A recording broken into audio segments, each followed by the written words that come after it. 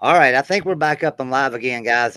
Sorry about that. GBD left, and I'm logged in as GBD. So when I left, he accidentally hit in broadcast one, or it just kicked us both out when he left the studio. So sorry about that, guys. We are back with you though.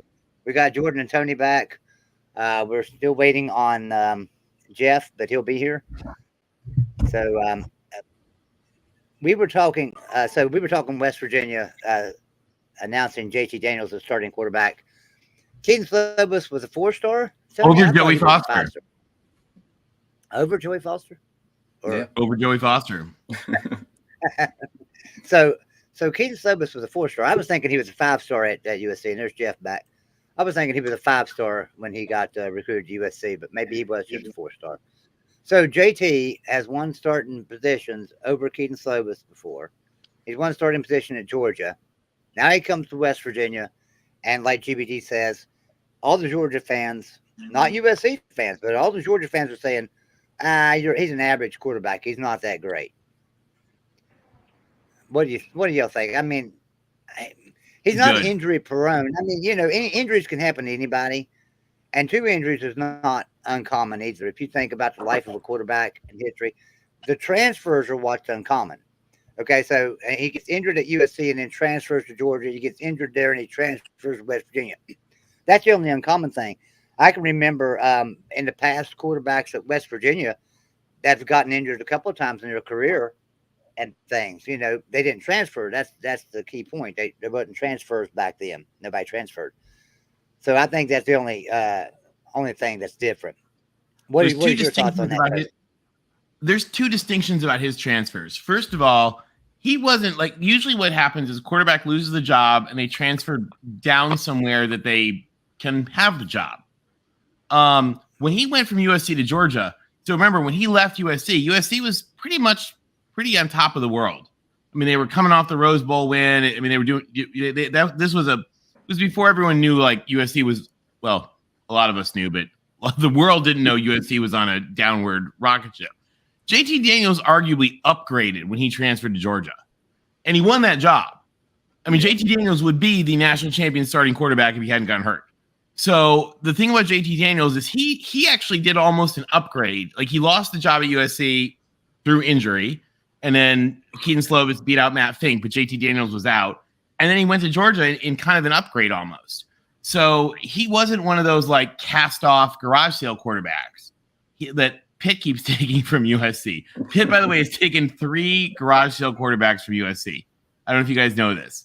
2 5-stars and a 4-star. So yeah. Hey, Pattern, where's your tampering complaints now? But the thing about JT Daniels is that he's had that role, and I think I hadn't actually heard the line about him being just phenomenal mentor, but that doesn't surprise me at all. Like he gets this job, he understands what he's doing. And Scott Frost flipped the switch on the live. Vanity Rose, that's probably exactly what happened. Scott Frost is watching. Scott Frost called up and he was like, I need to knock them offline. Yeah, no. I'm doing my job here. Anyway, sorry. I like that. He really should have flipped the switch on Andy Staples, though. But my thing is, if Georgia thinks that JT Daniels is such a hot mess, then how bad is Georgia's quarterback room that he won the starting, last year? How bad was it? I mean, and let's be honest. If JT would have played last year for Georgia, they would have scored a hell of a lot more points throughout the year. I mean, anybody could have led that team to a national championship. I mean, that defense was just so phenomenal. Let me say something real quick. So before that stream ended last time, I had a $5 super chat from Uncle Lou up on the screen. Thanks, Uncle Lou, for that. And he said that Neil Brown was, I think he said Neil Brown was going to be in the hot seat. He was hot doo-doo. I think so. He said he's hot doo-doo. I tell you what, Uncle Lou, I think Neil Brown's a great coach myself. And so I think this year we're going to look at an 8-4 season. And I know you're thinking probably 6-6, maybe even worse than that. If we go 6-6 or worse than that, I'll personally come on your show and give you praise and say, you were exactly right about Neil Brown. I should have listened to you. I should have just paid attention to what you were saying. So I'll do that for you, Uncle Lou, and I'm sure GBD would probably take you up on that too. So I think you'll do a lot better than 6-6. So I and we had a couple of other super chats too, and they were $5. I think one of them was from Vanity Rose, and I'm not sure who the other one was from. I apologize that we didn't get to those. Oh, well, Uncle Lou says he thinks they'll give 7-5. I'm thinking 8-4, Uncle Lou, and maybe 9-3 at best, 7-5 at worst. So I could take your I could agree with your 7-5 possibly coming off. It's not outrageous. No. But 8-4 is what I'm hoping for. But I could see 7-5, Uncle Lou. You're right there. Okay, I'm sorry. I interrupted you guys. Go ahead. But I'm going to be saying something. Well, we were kind of showering praise upon JT Daniels, and it's funny. Just that whole saga was so strange because he initially transferred to Georgia in the offseason before 2020, and if you guys don't remember, Georgia actually took 2 quarterbacks in the transfer portal that cycle. One was JT Daniels, and the other was a quarterback by the name of Jamie Newman, who was the former starting quarterback at Wake Forest. I don't know how many. Don't know how Forgot about that. Yeah, I don't. Yeah, that's a deep cut. It feels like forever ago. And so and Jamie Newman never ended up even playing a game for him. And so that offseason, it was a kind of a battle between. It was thought to be a battle between JT Daniels and Jamie Newman, and then Jamie Newman leaves the program, and there was another quarterback on the roster by the name of DeJuan Mathis who ended up winning the starting job, and that was that didn't work out, and because JT Daniels was still dealing with injury, he was never he was never available to play, even though he probably was the best quarterback, and so. It's just kind of been a roller coaster, It wasn't until DeJuan Mathis played and struggled against Arkansas. Stetson, and because JT Daniels wasn't available, a quarterback by the name of Stetson Bennett had to lead them to victory in that game, and he remained the starter until they lost to Alabama in the middle of the season, and then JT Daniels went on that. JT Daniels was ready to play, and they put him in, and he went on that tremendous run. He averaged like 300 yards per game and won the was it the Peach Bowl against Cincinnati that COVID year. I think it was the Peach Bowl. We've seen JT Daniels play at a high level against really good competition. So I'm the Georgia fans that are that are downing him now in hindsight because they can. It's kind of silly to me. So I also believe in if a guy was in your program and they leave somewhere else, and that somewhere else, by the way, has zero effect on you, wish him the best. Yeah. Right. I don't get that. Yeah, exactly. That's like we've had several transfers that left. One being Akeem Mesidor, who went to Miami. I wish him the best. I really do. He got a hell of an NIL deal and he left, and I don't really blame him. Golden Voodoo has a good idea. If you did super chat that last time and I didn't get to put it on the screen and read it, put it in a message down there to me and just put it to @JoeyFoster, and I'll put it up on the screen. Tell me what you super chatted or whatever, and I'll put it up on the screen. Now let's talk about a couple of week 1 games, guys. So Thursday games is Central Michigan and Oklahoma State, West Virginia at Pitt, and VMI at Wake Forest. The only game there on the radar that strikes me is West Virginia at Pitt. Oklahoma State shouldn't have any trouble with Central Michigan, and I believe Wake Forest will beat VMI. So you forgot one, Joey. Penn State, and Purdue. Oh yeah, I did forget that. It's not listed on here for some reason. I'm on week 1 games, and it's showing me Thursday games and not showing me that game. Oh, wow. I don't know why it's not. Do you have it on ACC or top 25 maybe? Yeah, it might be on. I've got it on week 1 college football game. Here, I can share the screen. You'll see where I'm at. I'll share the screen with you. Joey, I put up a share too for this one. it's weird that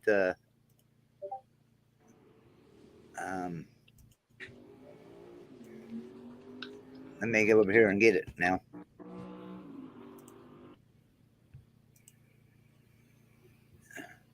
So it's showing me that Central Michigan, Fire up West Chip. Virginia, and VMI, the only week Yeah, 1 Thursday games.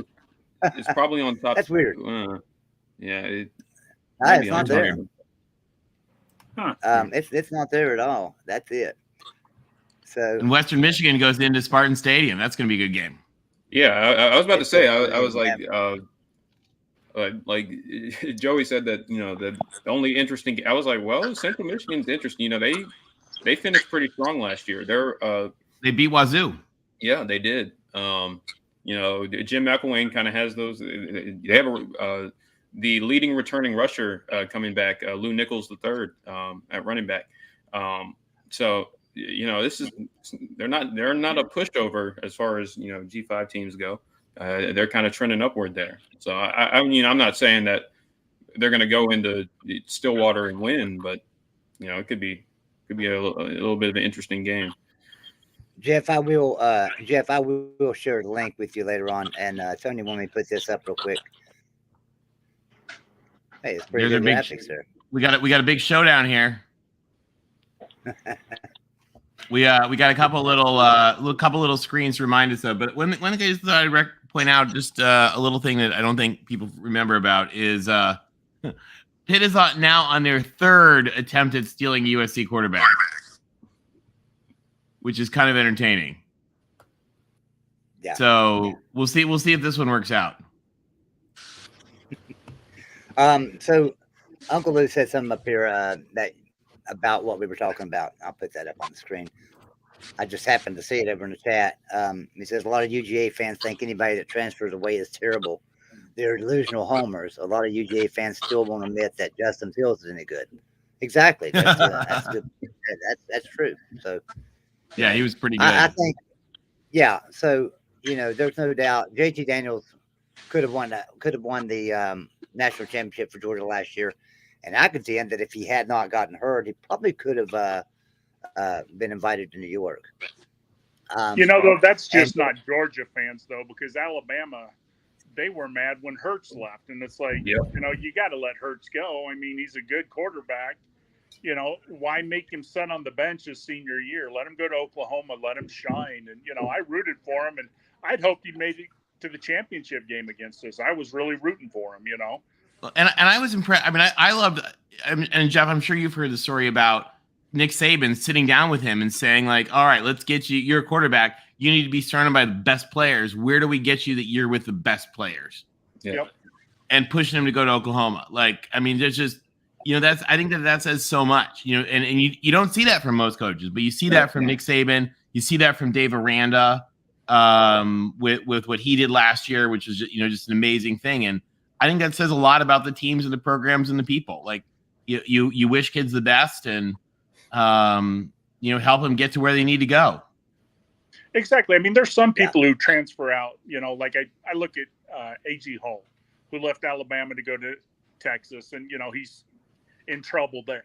So guys like that, I don't feel as bad for. But, a player who is good, but for some reason there's another player on the team that's just a little better and they can't start, you got to wish them well somewhere else and, hope that they can develop into an NFL player. 100%. So I finally have the schedule up for Thursday. I finally have the schedule up for Thursday. And I don't know why that other one was not giving it to me.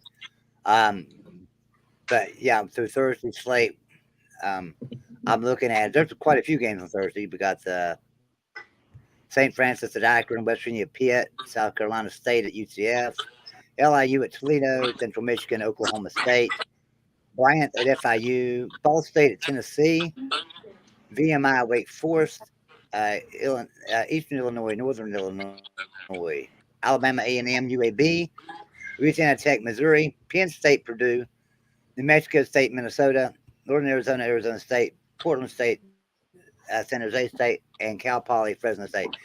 That Penn State Purdue game is going to be very interesting. I'm really looking forward to seeing that game. But I think it's on the exact same time as West Virginia. It is an hour off. Yeah. And that night is 8:00.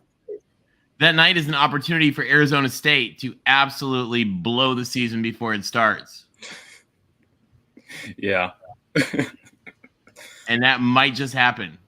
We'll see. Come on, Arizona State wouldn't do that, would they? It would be a very Arizona State thing to do. Yeah. So here's what you can do. I was just looking. Here's what you can do. Dumpster fire. So West Virginia and Pitt kick off at 7, and Penn State and Purdue kick off at 8.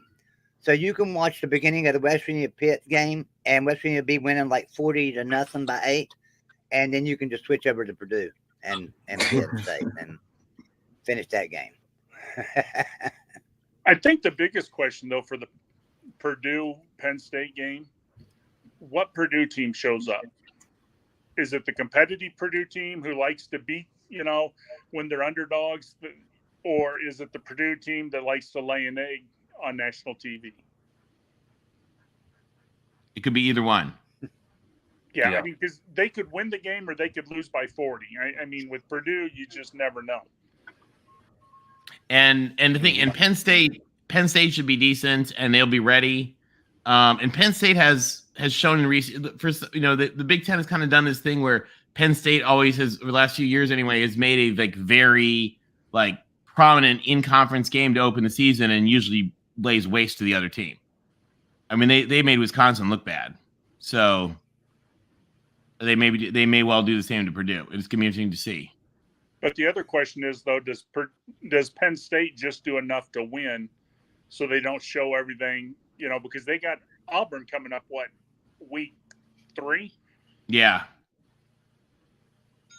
Yeah. Will believes in the Boilers. We've talked about West Virginia. We've talked a lot about West Virginia and Pitt on this channel, and we've even touched on the Penn State game quite a bit this channel. A couple of things we haven't touched on. Those are Friday games. So could there be an upset again? Virginia Tech and Old Dominion. Old Dominion beat Virginia Tech a couple of years ago, if you remember, and so Virginia Tech's going to be down this year. So there could be another upset right there. Well, who on this panel thinks that what Virginia Tech is Florida State? They had the one coach and did great, and then after that coach, they kind of fell apart. Well, I mean, it's a little bit.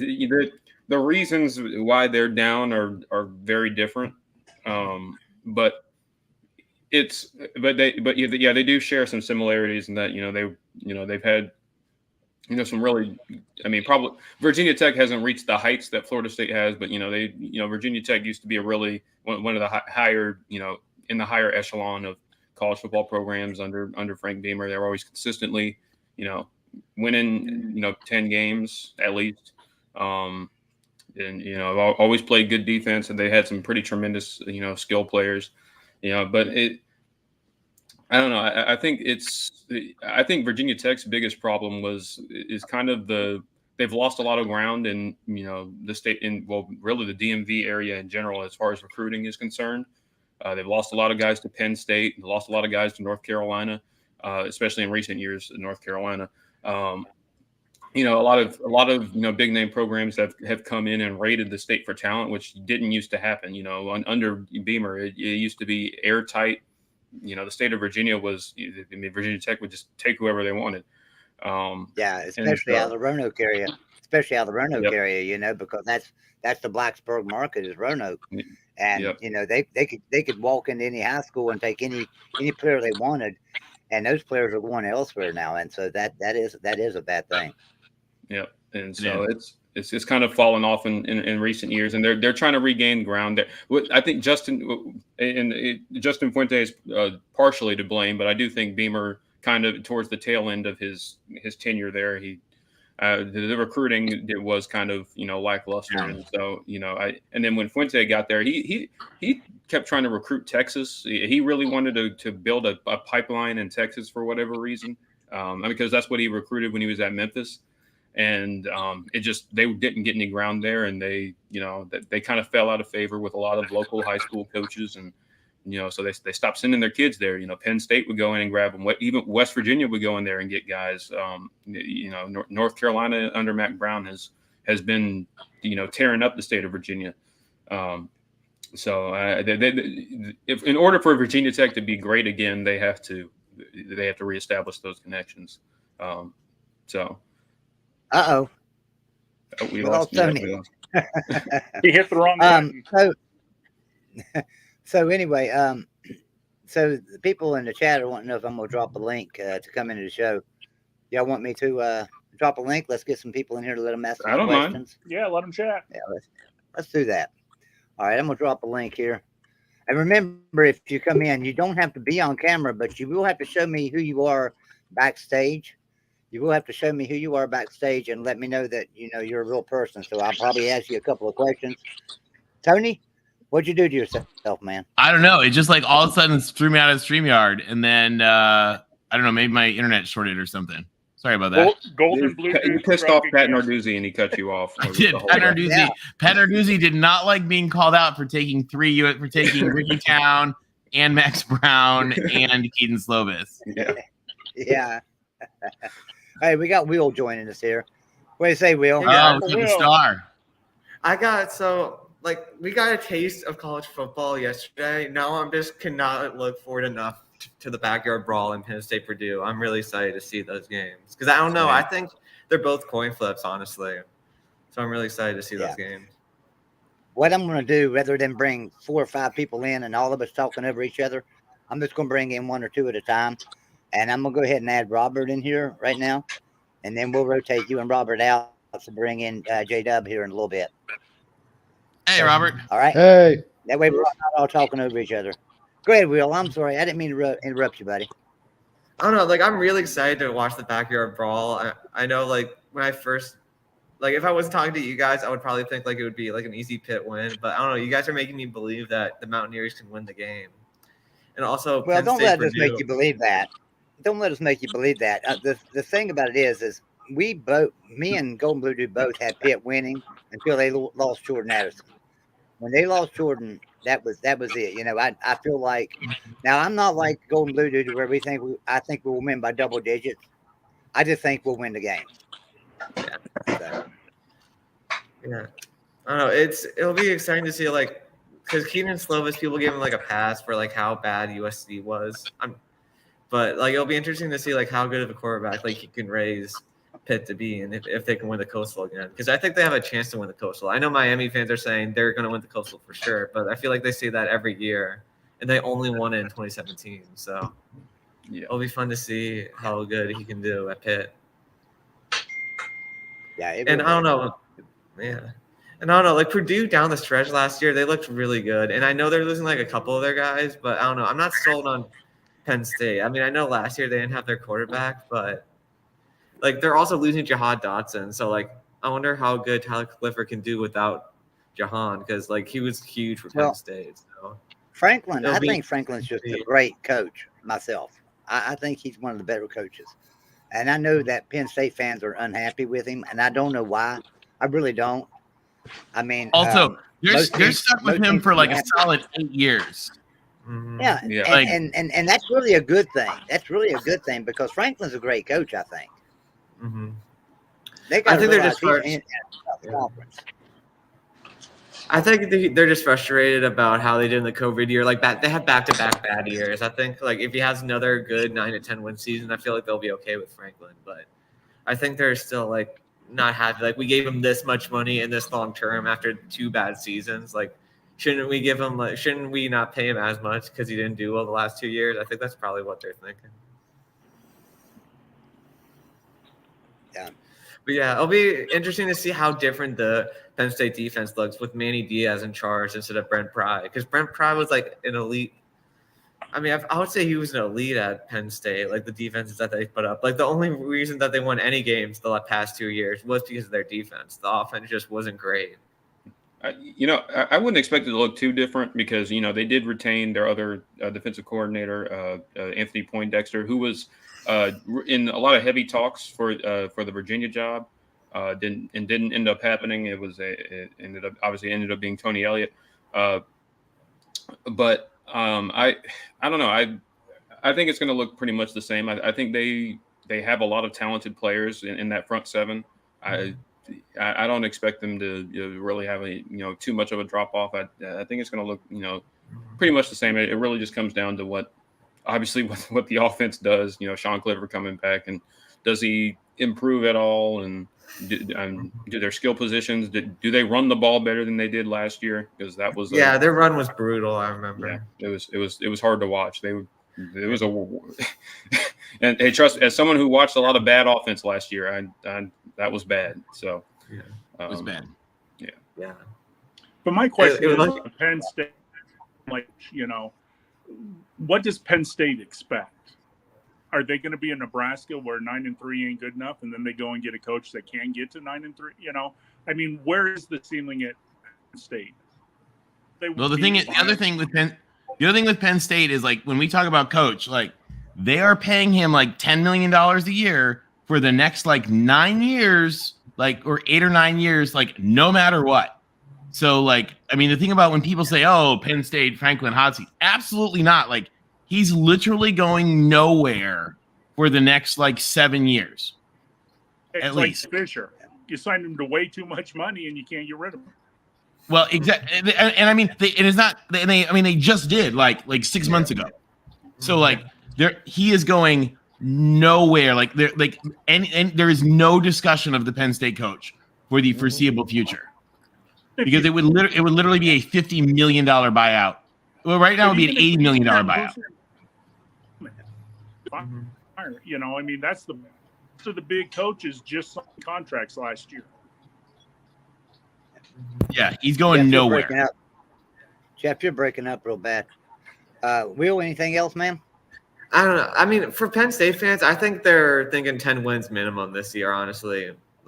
I feel like they really feel like they have a chance at every game, even with besides the Ohio State game. I feel like they think they should definitely be beating Michigan and Penn State year in, year out. It's been a long time since they were doing that. Yeah. What's been Franklin's worst record? 4-5 in the COVID year. Yeah, I think it was 4-5, something like that. They started. I remember they started other than that. Yeah, they started 0-5. But other than that, it's been 9 or 10 wins every year, right? Well, other than last year, yeah. He won 11 in 2019. I think they went 11-2. That was a good year. They were pretty high up they were in the playoff discussion until towards the end. 2018, I think they won 9 or 10 games. I mean, they've been pretty consistent. Obviously 2016 was a great year. Probably should have made the playoff that year.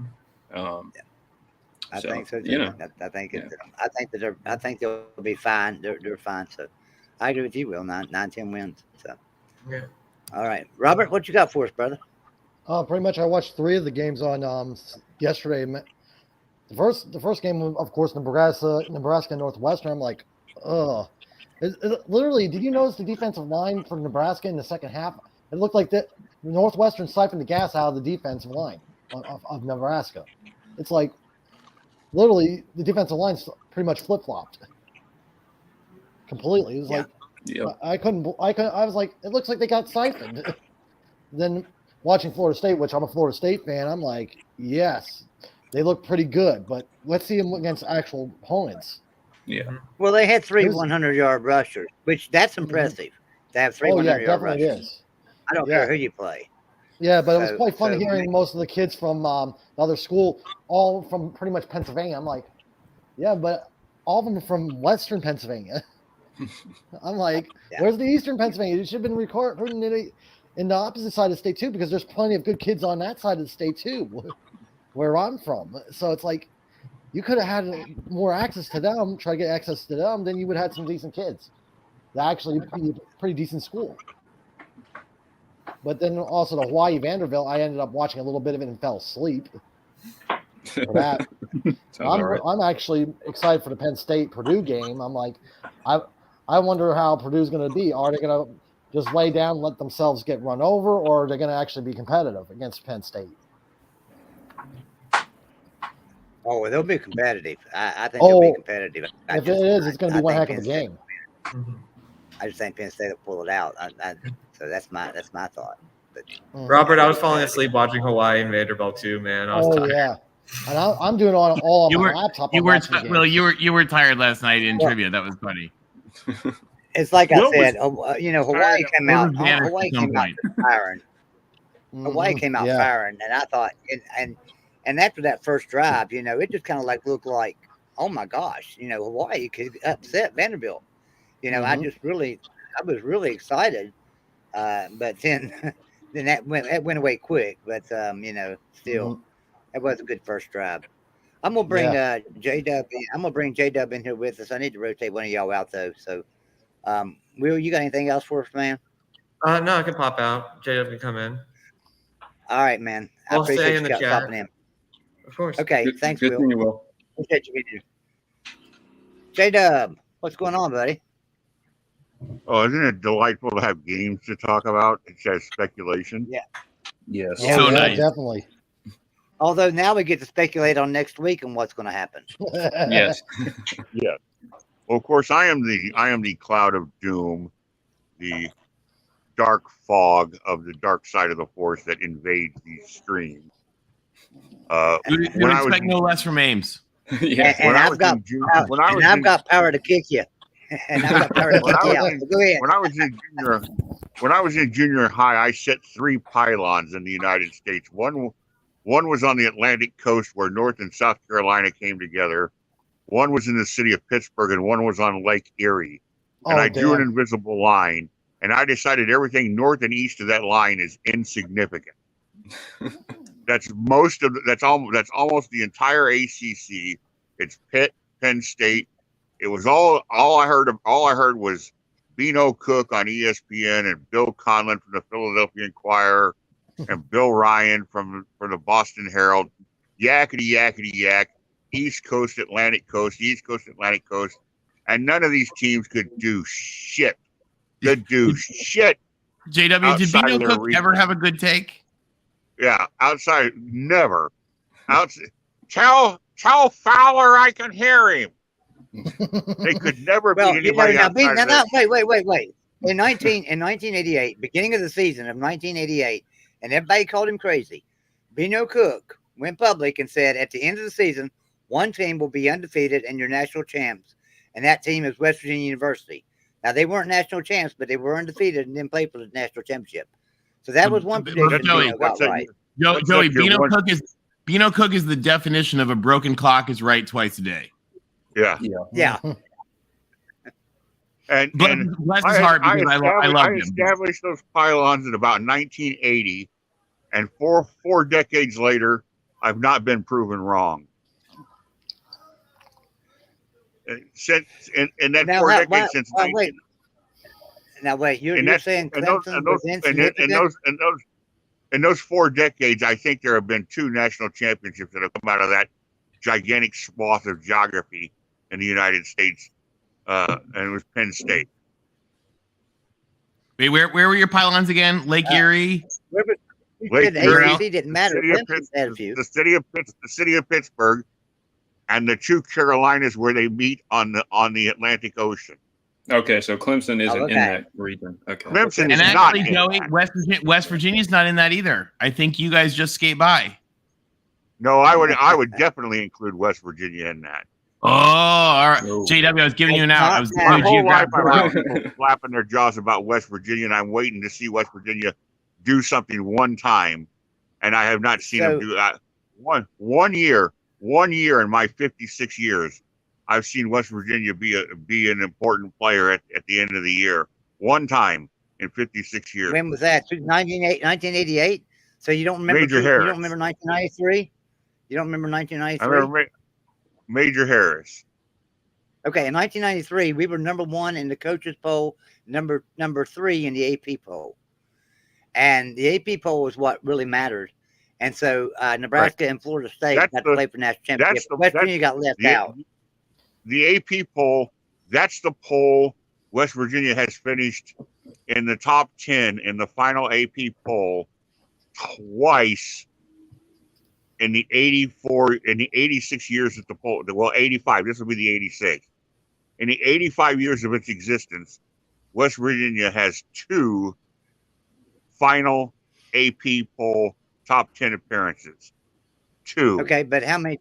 Okay, that's fine. That's fine. And I'll agree with that. Let's look How at many? How many does Iowa State have? What's the really? Well, Iowa State has none, and let me explain why. I'm just teasing. JW, I'm just teasing. I'm because teasing. Iowa State is the worst program playing Division I football by a long margin. There's nobody even close. You can't even have a discussion about it. I mean, their numbers are so bad that you wouldn't embarrass somebody else and bring them into comparison. So West Virginia didn't matter in 2007. I want to put that clip on Twitter. So West Virginia didn't matter in 2006. West Virginia didn't matter in 2007. We didn't matter in 2008. We didn't matter in 2012. We didn't matter in 2018. I think we had a lot to say in all those years. Well, you might have had decent years. I mean, win 8 games, win 9 games, lose by 40 points a game.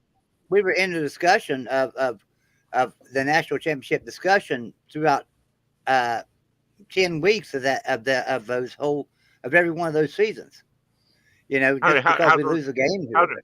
Where'd you end up? Well, I'm just saying, we were in discussion. We were always ended up in top 25. Well, yeah, you flap your jaws. You flap your jaws and be in the discussion. Where'd you end up? But all I'm saying is we always ended up in top 25 or top 15 a lot of times. You're talking top 5. Yeah, there's not too many teams that finish in the top 25 on a consistent basis. You have to look at Alabama, Georgia, Clemson, the new Clemson, not the old Clemson, finishing in the top 5. Ohio State. For the majority of my life, Alabama's not been a top 10 team. I went 30 years with one national championship. I know what it's like. I know what it's like to struggle and go to the Sun Bowl and beat Army by 1 point. Yeah. Go to the Hall of Fame Bowl, try to win 8 wins, pray to God some miracle will happen and we might accidentally stumble into the Sugar Bowl. I mean, and who was your saving grace? Who was your saving grace? West Virginia. I know how that. You got a West Virginia coach. I know how that feels. So does Jordan.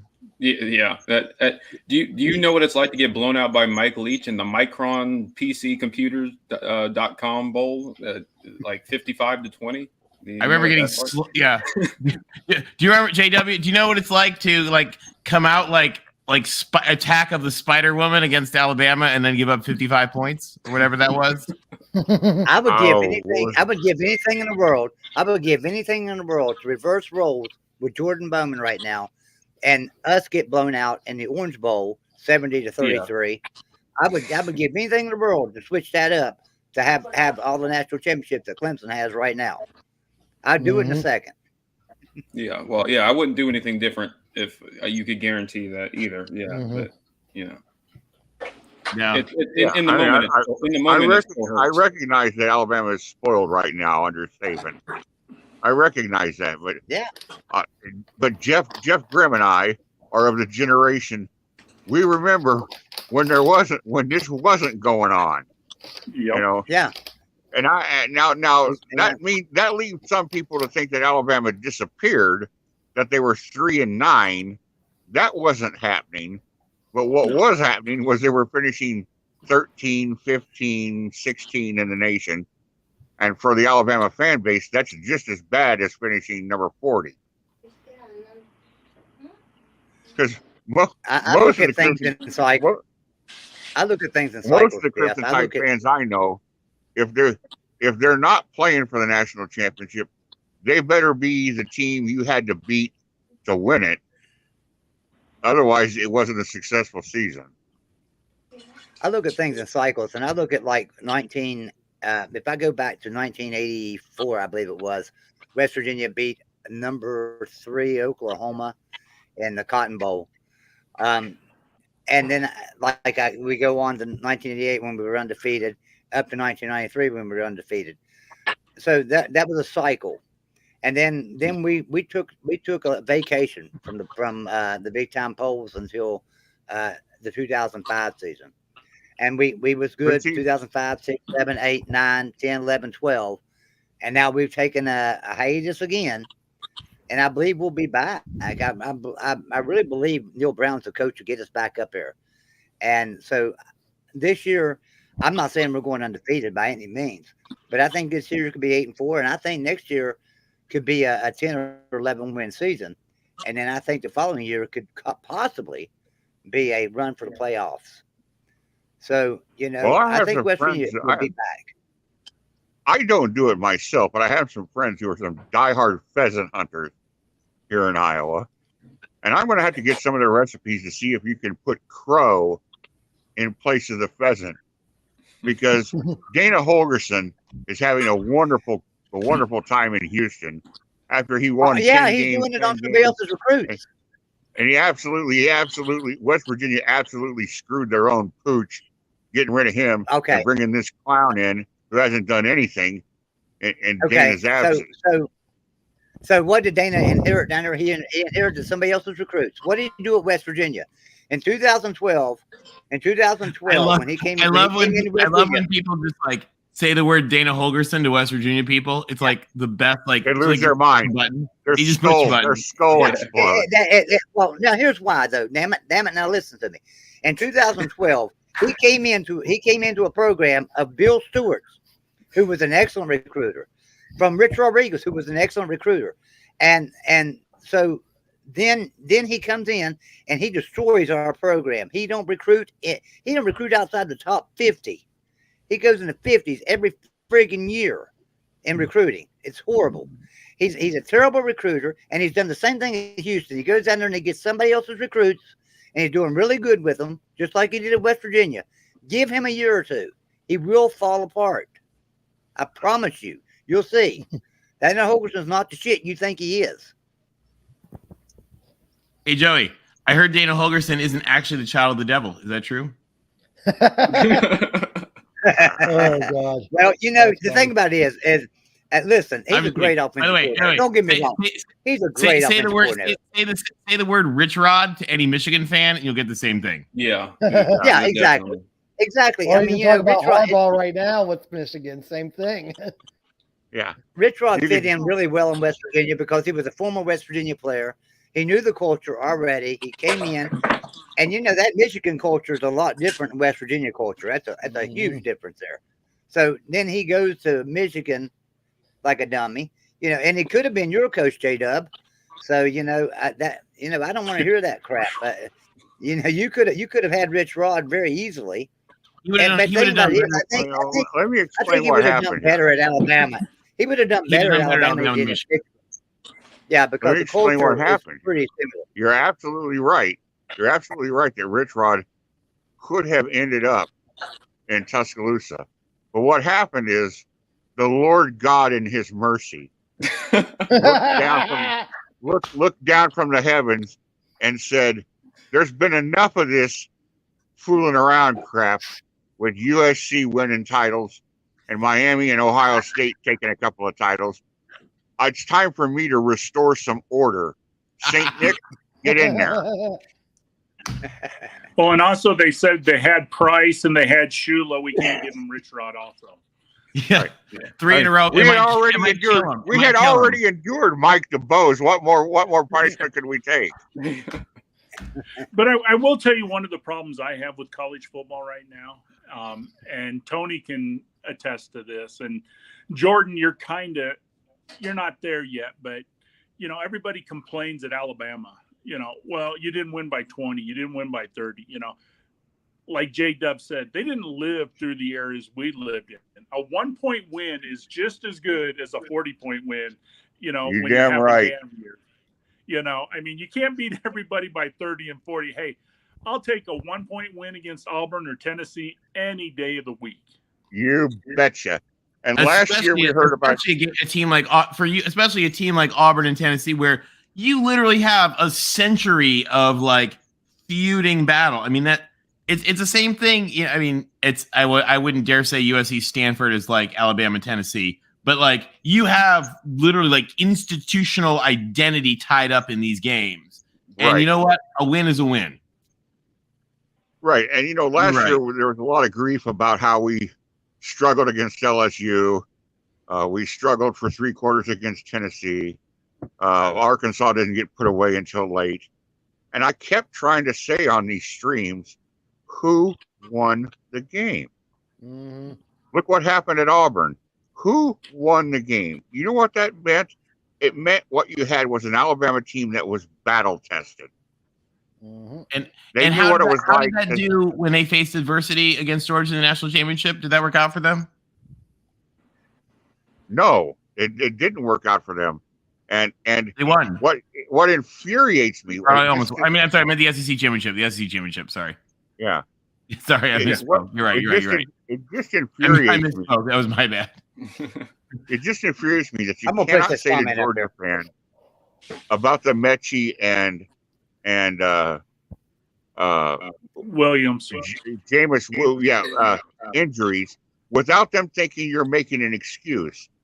I said on game night, on championship night, I'm not making an excuse. I'm offering an explanation. That hurt Alabama. It badly hurt Alabama's chances to win.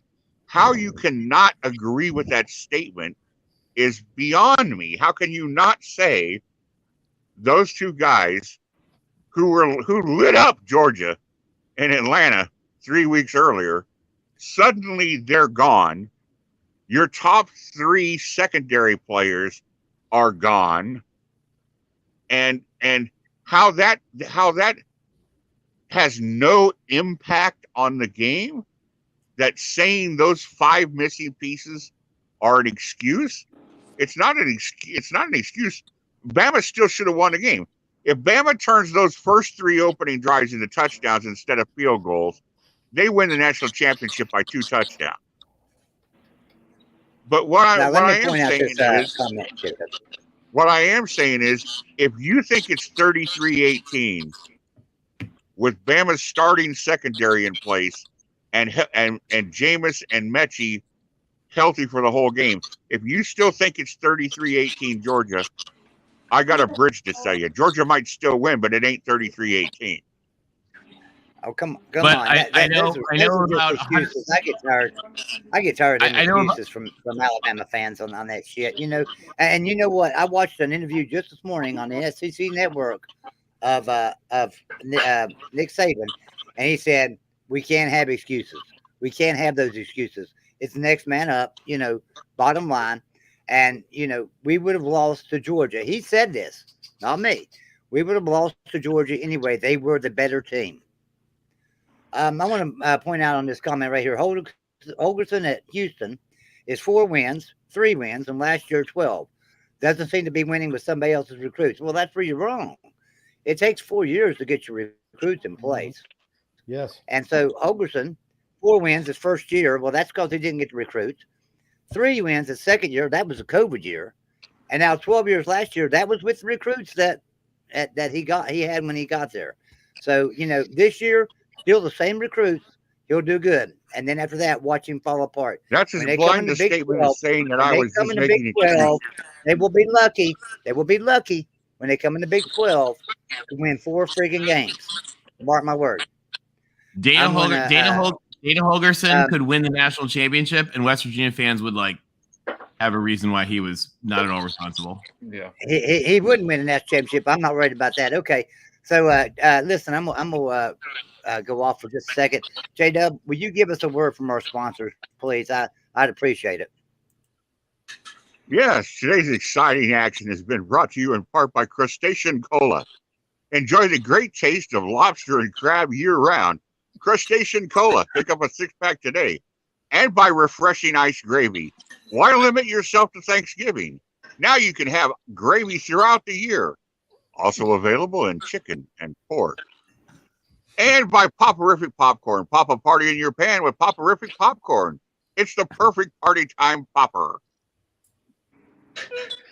I love it. Oh man, that was. And by the way, for Alabama fans, I know about 130 teams that would have loved to have the opportunity to lose a medium game against Georgia in the national championship last year.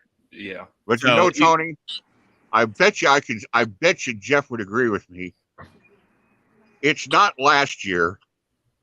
It's not Clemson stomping our molars down our throat in 2018. I do remember that. That's not the ones that hurt.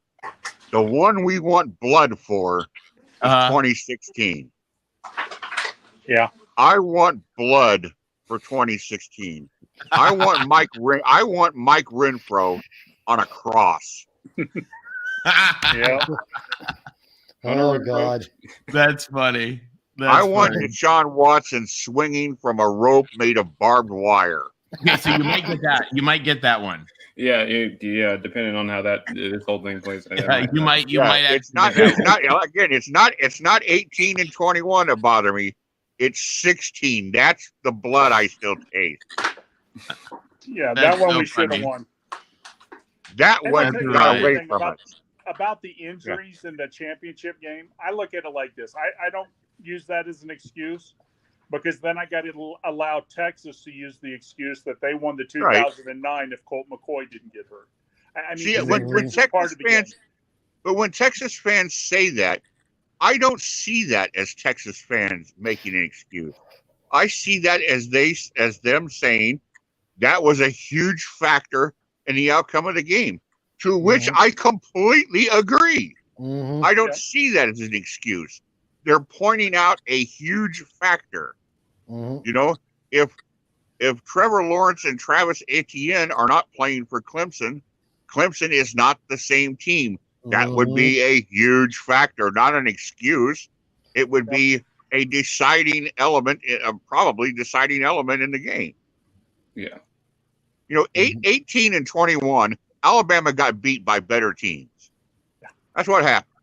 You know, sometimes somebody just comes to your house and steals your cookies. And that's what happened. But 2016, we let our cookie get stolen. Yep. That one we let get away. I didn't want to hear it because Vince Young's knee was clearly down and the replays didn't work. So I don't want to hear your excuses. Vince Young's knee was so clearly down. J-Dub, and I could also throw it back at you. That if you were talking about that 2016 game, that we can talk about the year before. I felt like Clemson let that one get away. I mean, right? I can see Clemson fans feeling that way. Yeah. I won't deny that. I can see Clemson fans feeling that it was stolen away. Yeah, you know, Tony talks about. Jordan, I just want to know: was the knee down and the replay cameras not plugged into the computer? Because I'm not gonna. The knee wasn't down and the replay cameras weren't plugged into the computer. I don't want to hear it. I'll tell you, Tony. I'll tell you, Tony. I know this might challenge some of us here because I'm going to go a little bit out on a limb here. But the replay that I most can't stand that it didn't get overturned was Ben Roethlisberger to Santana Moss to beat the Cardinals in the Super Bowl.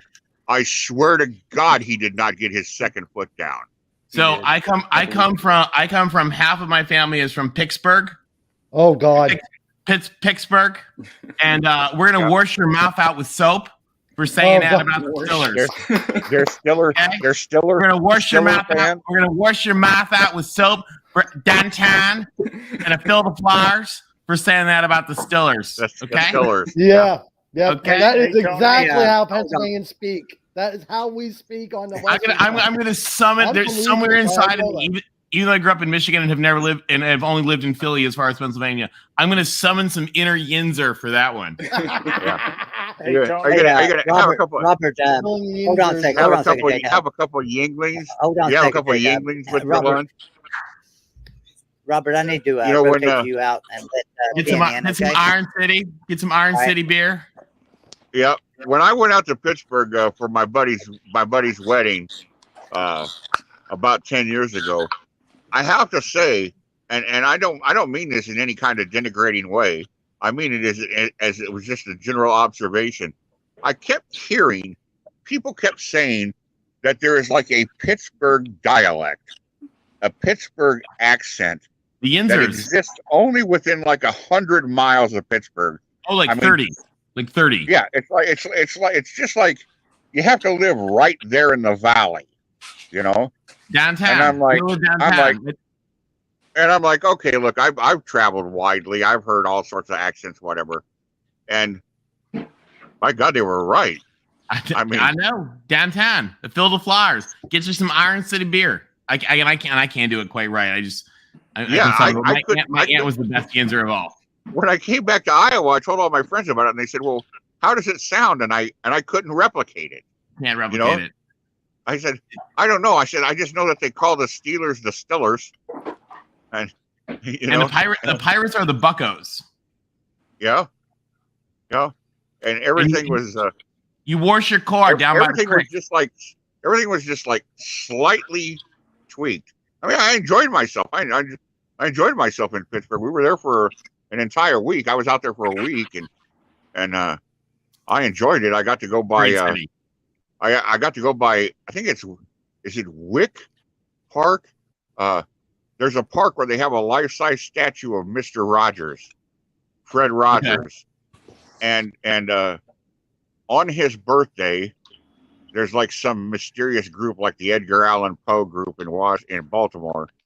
And they show up in the middle of the night, and they're like Sasquatches. Nobody can see them. And they put a cardigan sweater on the statue of Fred Rogers. And it usually stays on there until nobody ever steals it. It stays on there until the weather like beats it off, and then somebody puts a new one on it. He's like a local icon. And so we went and saw that, and I saw from the outside. The seasons were the Stiller season was not underway, and the Bucks were on a West Coast swing, so we didn't get to go to a game at PNC. But both beautiful looking parks, and whenever you watch a ball game with the Pirates at home, and you look at that backdrop in the outfield, I mean, I would love to catch a game there. I mean, what a scenic park to see a game in. All right, so listen, hold on a second. I hate NFL football, and I could give a crap about it. So let's talk college for a second, because we have Ben in here who's an Oregon fan, and I want somebody from the chat that's a Georgia fan to come in against Ben, because I want to talk about the Georgia-Oregon matchup this Saturday. So we need a Georgia fan in here. So somebody, I'm going to post the link one more time here. I need a Georgia fan. I want somebody to come in and tell me why Georgia's going to beat the shit out of Oregon, because I've got Ben here, and I'm sure he's going to say that Oregon's going to beat the shit out of Georgia. So we need a Georgia fan to come in here. What we need is I'll throw the gauntlet down. We need a Georgia fan to come in here and kick my Bama butt out. Come on in, Georgia fans. Kick me out of here. Yeah. I know you're tired of hearing me. Come on. Well, no, it's nothing. It's nothing against you, J-Dub, at all. But if somebody else comes in, it's just that I don't want. No, that's fine. No problem. I'm just saying, you're tired of hearing the JW stories, Georgia fans. Now's your chance to shut me up. Come in here. Now let me ask a question. Let me ask a question. So, J-Dub, you're a Pennsylvania guy, sort of from your conversation there. Not a Pennsylvania guy, but you've been there. Tony is a Pennsylvania guy, but Tony's got West Virginia beating Pitt. You have Pitt beating West Virginia. Why do you think Pitt will beat West Virginia? I do. J-Dub? Well, that's what you told me. You told me that Pitt would beat I hope Pitt beats West Virginia, but if I had to put a dollar bill on it, I'd put West Virginia by maybe 7 points. If I had to bet the game, I would think West Virginia would probably win by a touchdown. That's not what I want to happen, but if I had to put a dollar on it. Well, you're a little bit smarter than I thought. The dollar I'm going to take from you, Joey, is the dollar that's gonna be cashed in on November 5th when I walk into Jack Trice Stadium and I see that JT Daniels is not playing. Yeah. Well, yeah, you and good luck with that, because I'll happily sign that $1 bill and send it to you, but it ain't going to happen. You're going to be signing a $1 bill and sending it to me. Because the last time West Virginia came to Ames, I had to listen to Golden Blue dude talk about the West Virginia secondary, and the final score was 42-6. Yeah. Yeah, I admit that you beat our ass, and you beat our ass in But 2018 I too. will And say that was this. a I'll shock. say this in 2018 defense was of a the shock. Mountaineer fans. The Mountaineer fans are the traveling people who travel for West Virginia are great people. They are having a heck of a time. They're enjoying themselves.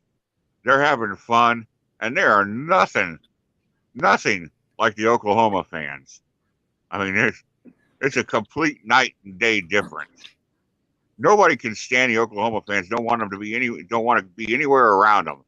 And everybody else in the Big 12 is more than welcome in Ames. Like even Texas fans, like and the old Big 8 schools like Texas A&M, come on up, and everybody enjoy their company and freely mix and freely mingle, and walk by each other, give each other a hard time. The Oklahoma fans come up and they absolutely segregate themselves. They act like they're on an alien. They act like they're on an alien planet. They can't intermingle with the other fan base. It's They have a really great time in weird. Morgantown. I was at the Orange Bowl. I went to the Orange Bowl against Oklahoma, and like their fans were like some weird creatures. I have a lot of awesome friends from Oklahoma and New York, because Oklahoma actually has like one of the most phenomenal musical theater programs in the country. Like it's a great program. And so I know a lot of like Broadway people that are all from OU, but like the OU people, they don't really travel to games. But the OU people that travel to games are some scary creatures. And we had the funniest time at the Texas USC Rose Bowl, because the fans were just sort of awkwardly talking, and then somebody just brought up the Oklahoma fans, and the USC people started telling stories, and it just ended up bonding the Texas and USC fans together, just in a really funny thing. Texas fans are great. Here's what we're going to do. Well, my experience when I was an Alabama student, my experience twice, I got to experience twice visits from Penn State, at non-conference games, visits from Penn State. One time they played in Legion Field, one time they played at Bryant-Denny, and they were absolutely fabulous. And I thought, I wonder if that's still the case.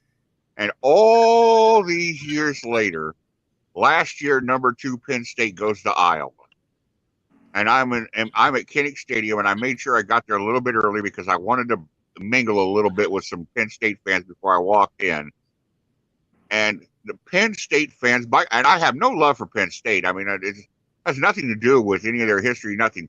All I can just say is, as my own personal observation, the Penn State fan base that travels with the team on the road, fabulous people, wonderful people, really great people.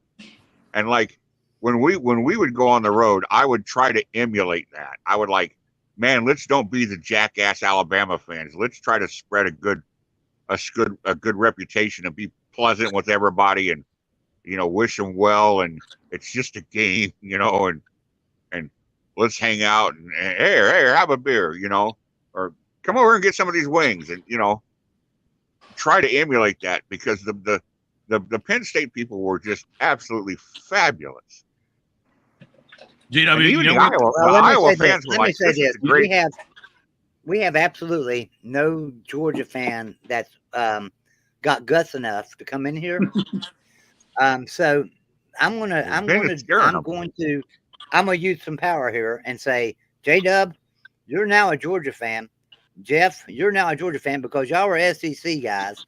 Ben, make your case as to why Oregon is going to beat Georgia. Hold on. Do you guys need a moment to vomit first? Yeah. I would. Jesus. Ben, are you there? Did Ben leave us? I think Ben went close. There he is. All right, Ben, here's your chance. It's 2 against 1, man. J-Dub and Jeff, they're Georgia fans right now.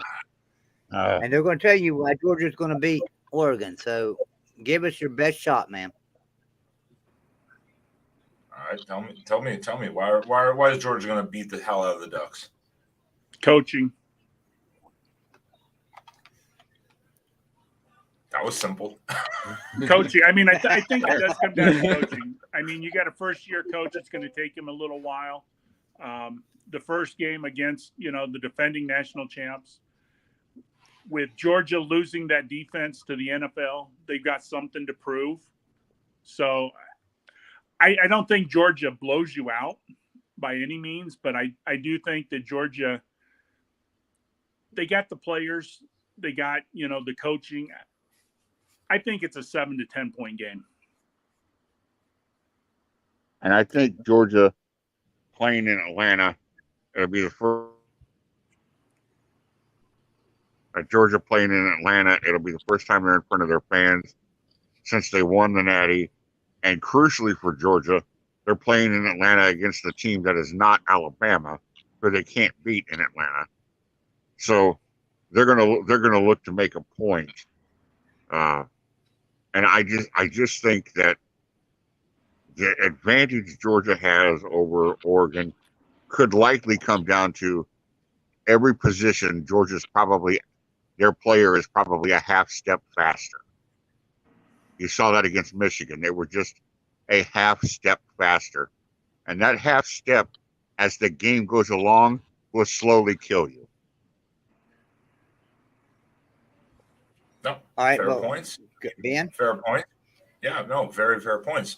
Coaching is a, that is a key part of it. And Kirby Smart's there. It's consistency. Dan Lanning left, but you've got Will Muschamp and I can't remember the other guy's name, unfortunately, who were analysts and backers for that defense. They're there. It's consistency. That defense will take a step back because they did lose so many people. But if they are what they are, it's going to be plug and play. They should be able to fill those roles. And it is, as you said, it's not a neutral site game. Let's just throw that out the window. That's a home game for Georgia. 1 hour. Everyone's like, oh, it's an hour from Athens. Who gives a shit? I mean, it's an hour from Athens drive and a 6-hour flight from Oregon or whatever. That's a home game.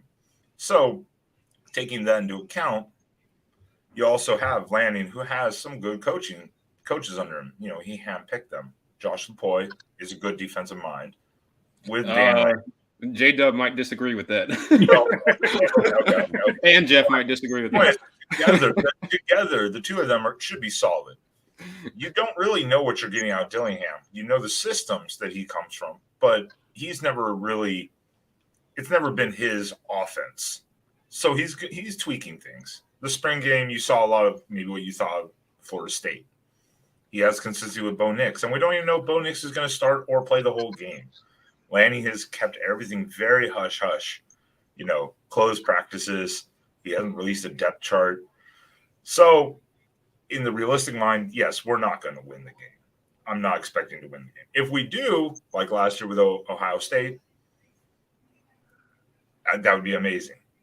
That would say a lot about the program. But I don't think we're not going to get blown out. That first half is going to be a slugfest, like kind of feeling each other out, seeing what each other's trying to do. Now, Ben, can I say let me point something out. Let me help you, Ben, because here's what I see. I see East Coast teams that say, oh, it's a West Coast Pac-12 team, we can underestimate them. And that's what they do. They underestimate. And that's what happened to Ohio State last year. They underestimated Oregon. And Oregon went in there and kicked their ass in Columbus. I think I'm saying Georgia also knows that happened. So now I think they have to appreciate that, like, okay, they've got this. No, do they really? No, because Oregon's always done it. Oregon's always done that.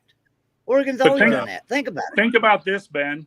Bo Nix is also the only quarterback, and Alabama's played some great quarterbacks. He's the only quarterback to hang half of 100 on us.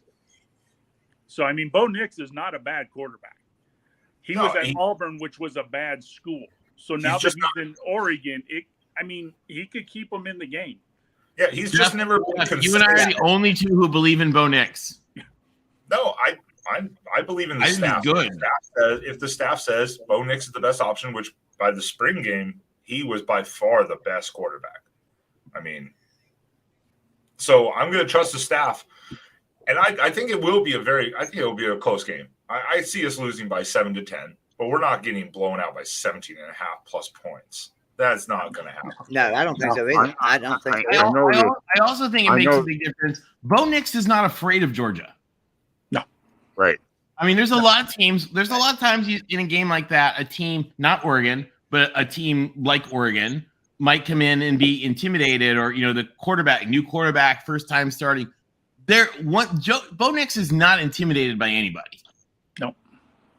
I think that makes a big difference. I see the first half next week being like the score of like Clemson, Georgia last year. Very low scoring first half, a little bit of a fight, again, feeling each other out. The second half, I think everyone's going to kind of open it up a little bit. It's going to still be a low scoring game. I'm not going to say it's going to be like, 30s or something like that, but you're going to see points be put up on the board. We're going to figure it out, but we're not going to get blown out. That's for sure. Well, Ben, if you pull this off, I'm going to need your home address because I'm going to have a box of chocolates and a bottle of wine to send to you. If we pull it out, I will not even be able to talk that night. I will be so just excited. Maybe I need a real Oregon fan. Maybe I need a real Oregon fan in here. Eric, come in here. Eric, come on in, Eric. Ben's not making an argument. He's like, yeah, Georgia's going to win this game by 7-10. So, I mean, I'll tell you right now, if Oregon does, want Eric. If Oregon wins, Ben will not be allowed in anybody's StreamYard for at least 2 weeks because that ego and that head is going to blow so high. If Oregon wins, right. you will see every Georgia fan and podcast. It'll last, Jeff. It's going to last right until they lose to Wazoo. Hey, J-Dub, here you go. That's Here's the how chat. we do it on the West Coast. J-Dub, there's the chat for you, buddy. There you go. I hadn't even made, and I'll tell you why I don't make that connection, because I don't make the connection between Gump and Alabama. Because it was filmed at USC? Yeah, well, it's just certain streams on here have taken to calling the Bama fans Gumps, and I just don't ever, I don't see it. I've heard us referred to as lots of things, and like Gumps. Okay, that's like you're taking a Hollywood movie reference, not something that happened in real life. So I just kind of ignore it. Right, and we don't call Georgia fans Carters. Right. Come on. I don't question the educational status of Georgia, who can't spell God in reverse correctly.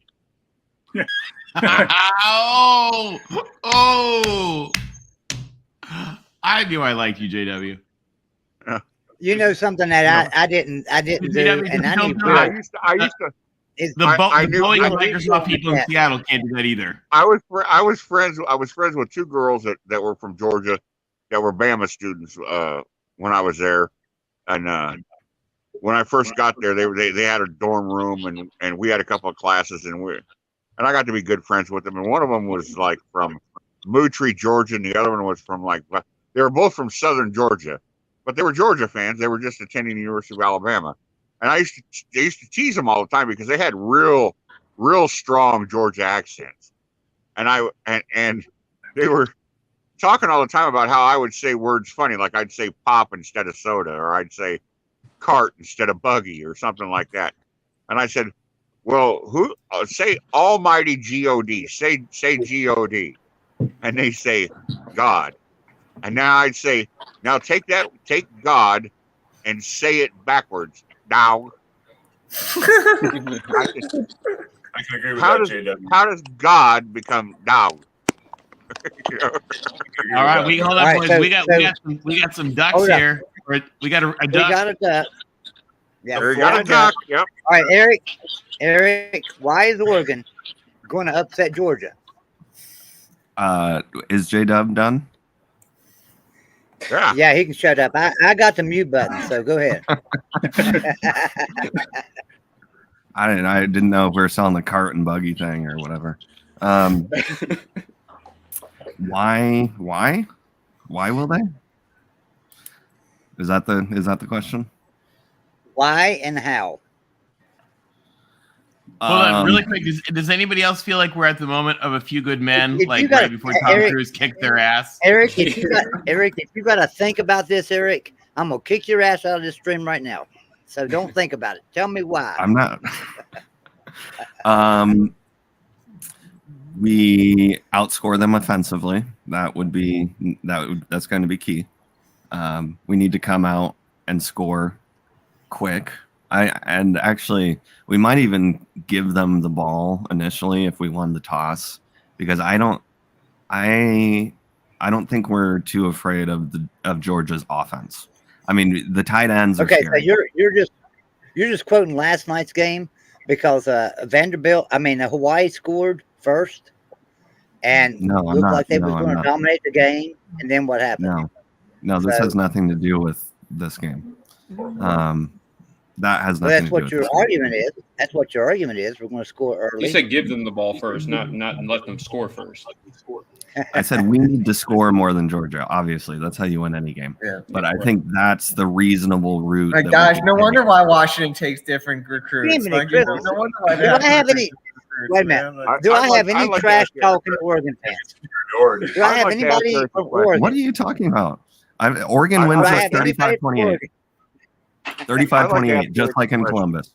Hey, Tony, let's me and you start talking Bo Nix and talking about how Oregon's just going to throw the ball all over the field and Georgia don't have a chance. Oh no, we're not going to throw. We're not going to do that. We're gonna be. I think we're going to see a lot of tight end play from Terrence Ferguson. I think our O line is going to give us a really good chance to run it.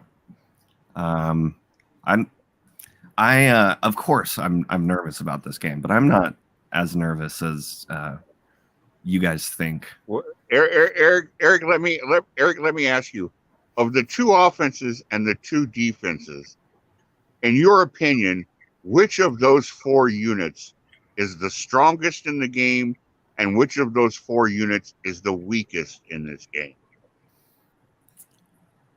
I mean, you got to go with Georgia's defense. I mean, they lost a lot, but lost it, right? Oregon's defense is absolutely the strong point of the team this year. We have Sewell and Flo at linebacker, and we have an incredible front seven. The issue is with the secondary. But on the other side, I'm not worried about Stetson going deep to receivers other than Bowers and the tight ends. So if our linebackers can stop their tight ends, then I think we're sitting pretty. I know that didn't exactly answer your question, but yeah. No, that's fine. Knowing that personnel, that Georgia defense personnel, really, it's a key insight. Whereas he's keeping hush on everything for Oregon side. And JW, I think sort of where you look at that, 1, 2, 3, 4. I think Georgia has the 1 and the 4, and Oregon has the 2 and the 3. And the question is the 2 and the 3 better than the 1 and the 4? In the end, I would agree. I would agree, Tony. On that one day and that one game is the other thing, right? Because we the famous line from the oh my God, what's his name? The hockey coach, the Olympic hockey coach, Herb Brooks. Yeah, the Herb Brooks thing. Like, okay, if we played 10 times, they might win 9. This might be if they played 10 times, one of them might win 6. But that's anything could happen in this game. I honestly have no prediction for this game because I think Oregon might do exactly what they did, or they might get waxed. But they may well come out in this game and win. Well, we don't know what the whole. Guys, I got to get out of here. But before I go, I want to tell Tony, the reason why the knee was not down was it was a Pac-12 instant replay referee. Exactly. They didn't even have the cameras plugged into the computer. Exactly. The home TV people got to watch it, but the guys in the booth, the doofuses, were like, oh, as would be expected in the Rose Bowl Stadium. Exactly. Well, bye, guys. Good to see you. All right, yeah. Thanks for coming in, buddy. Thanks. Hey, so let me point something out. Okay, so we need somebody that knows how to talk some trash, and I have a feeling it might be Will. So, Will, tell me why Notre Dame is going to beat the mortal shit out of Ohio State this week. We're going to pound the ball down their throats, man. We're going to hand the ball off. Our offensive line is going to create these huge holes, just like Oregon did against Ohio State. And we're going to we're also going to take a lot of time off the clock in our possessions. We're going to limit the amount of time that CJ Stroud can have with the ball. And when CJ Stroud does have the ball, our secondary with Cam Hart and Brandon Joseph are going to step up, and they're going to cover the receivers. And also Clarence Lewis. Clarence will rebound after the bad bowl game against Oklahoma State. And Isaiah Foskey is going to get to the quarterback because they're going to be a lot of coverage sacks in this game. That's going to how we're going to win. Very good. So see, we covered a team. Also, do we love Isaiah Foskey in the video being like the uniform video being like, first of all, good morning, everyone. Yeah. All right, Jordan. That was like the most Notre Dame moment. Jordan, you're an Ohio State fan. We don't have no Ohio State fans in here. Jordan, you're an Ohio State fan for a second. Why the hell will Ohio State beat the hell out of Notre Dame? We got new coaching staff for Notre Dame. A lot of new guys and new roles. We have the Ohio State. We have the best wide receiver core in the country. That secondary, it cannot run with our receivers. CJ Stroud is a Heisman candidate. Our offensive line is going to take a huge jump. We have some dogs there. They better, man. They better. You guys are going to get romped. Well, the offensive line is elite. We've got really nice talent there. We have a new defensive coordinator. Jim Knowles is going to fix a lot of the problems that we had last year. We're not going to be as soft. We're not going to be as vanilla on defense. We have a lot of talented guys in the secondary that under improved coaching are going to be a lot better. Defensive line, we really overhauled, and we have some talented young guys that are going to play early. And we're just the better team. We're more talented. Yeah. It's going to be a pretty convincing win for Ohio State. Well, just and the I think kryptonite. that Notre Dame. I think that Ohio State will win simply because it's at Ohio State.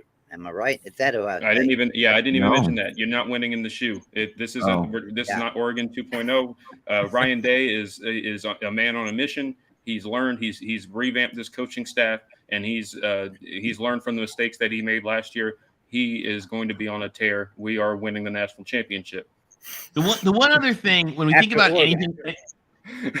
anything, we've done in life, where you're taking on something and it's very new, like the very first game, and my dad told me this too, like when he's seen it a lot of times, and this may matter or may not. The very, very first game as a head coach for somebody is just in their career is different than like just there's dumb little things like catching the referee's attention for a timeout, like little things that just are just a little bit different for a coach in their first game. That like I wish for their sake, like Marcus Freeman or Dan Lanning had like a Duquesne or somebody just to like have your first game as the head coach. Sure. I mean, Pat Fitzgerald has been coaching at Northwestern for like 17 years, and he couldn't get the ref's attention. He didn't get the ref's attention for the timeout. Oh, 100%. I use that as just a random example because like that's I agree. Like, I just thought it was appropriate. Yeah, no, it's so appropriate, exactly. But like that's the kind of thing that like just the little things that it helps for a head coach in their first game to maybe not be in Ohio Stadium, but then again, it's Notre Dame. Yep. So I just run to the left, Will. That's their kryptonite. Yeah. We're running Logan Diggs to the left, man. We're running Logan Diggs to the left. Pull a couple linemen and run to the left. That is something that Dan Lanning has noted, and I appreciate hearing that, where he says, hey, game time decisions. He's like, I missed a call here in practice. He's like, okay, I got to work on that. I got to get better at this. So he already realizes, hey, I haven't had to deal with this stuff. So he's already focused on working on those little details that can make a huge difference in the end. So exactly. And the other thing is those guys are surrounded by people that are also telling them some of those things like, oh, hey, when I was the head coach, this was the thing that I had to learn. Like, so they know that. One thing that I really like about Notre Dame is that we hired a person that was a head coach at defensive coordinator, Al Golden. Yeah. And I feel like that'll help Marcus a lot. Yeah, I don't know to what extent I would love to see Notre Dame pull off this win. Me too. But as I look in my crystal ball, I don't see Ohio State losing in the horseshoe until week 2 of 2026 when the Crimson Tide runs onto the field. Well, did you see him losing to Oregon last year in the horseshoe? Yeah, what did your crystal ball say about that? I didn't know in the crystal ball then. Okay, let's wait a minute. Let's go. I'd like to throw a question out to everybody in the room here. Convenient. I'd like to throw a question out to everybody in the room. Let's talk about one more game. Never here. mind. So Never mind Stetson Bennett. Never mind Stetson Bennett. But Georgia and their fans are talking about these tight ends, these wonderful tight ends. They invented the flush toilet. They cured polio. They're responsible for alternating current. They've done everything. If you can't throw the ball 25 yards down the field, and all you can do is throw little 10 to 15 yard, 8 yard, hope he runs for 7 more. If that's your passing offense against a team with the linebackers that can clamp on that can focus on that, are you good enough to win a national championship if you can't throw the ball down the field with any kind of regularity? Because I think that's what's really going to limit Georgia this year is their one guy that they had that could have moved the ball down the field is now wearing crimson, Jermaine Burton. Yeah. And I just thought what your opinion is on is a passing game that's 80% tight end, can that take you to the promised land? No, and that's exactly what I'm D4, saying. D4, can you show me a picture? Make sure it's you, man. All right, thanks, man.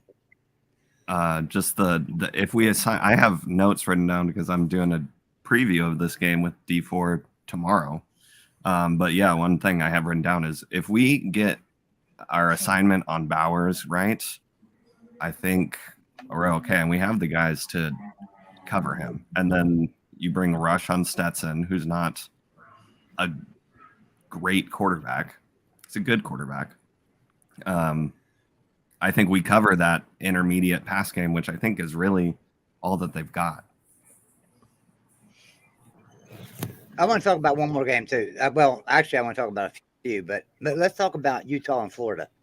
So Utah, I think, could be the best team in the Pac-12 this year.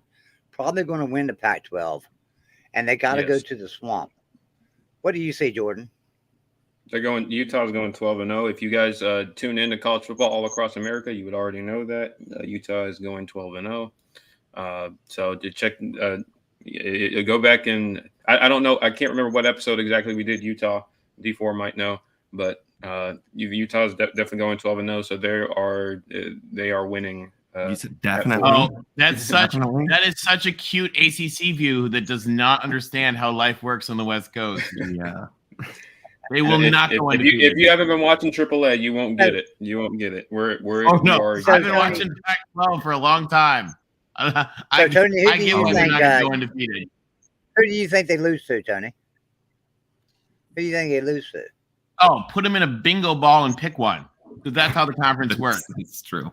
You put it in a bingo thing and spin it out and be like, and the answer is Oregon State, Northern Arizona, Stanford. Like you could just pick. It'll be one of them. It probably won't be two of them, but it'll probably be one of them.